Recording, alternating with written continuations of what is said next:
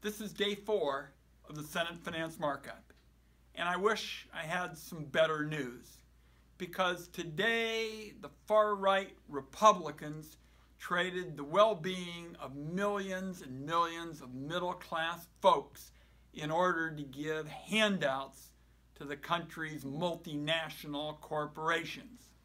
The Democrats on the Finance Committee pushed back at every step of the way. We stood up for seniors. We stood up for vets.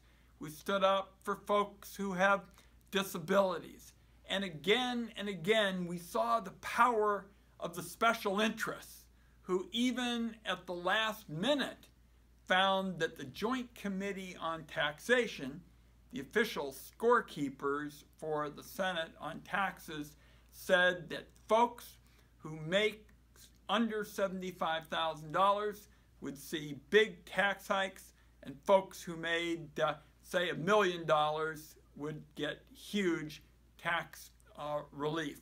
So now we go on to the next stage. We're going to have to battle back every step of the way, because my sense is that the Senate Republicans will once again go back to secrecy. But the fact is, we're on the right side of history.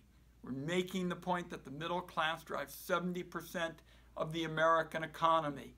And the president always says that he wants the tax relief to go to middle class folks. Then he goes, not people like him, and he doesn't want to explode the deficit.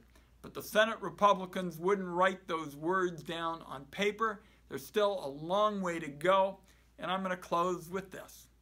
We learned in the healthcare battle that political change doesn't start in Washington, D.C. and trickle down. It's bottoms up. The tax bill is also now a major healthcare bill. It unravels the Affordable Care Act. The Congressional Budget Office has said 13 million people are going to lose coverage. Millions more are going to face bigger premiums because you'll have a risk pool of a lot more sick people. So it's now an incredibly important fight for health care reform. It's an incredibly important battle for tax justice. Nobody thought we could win the health care fight.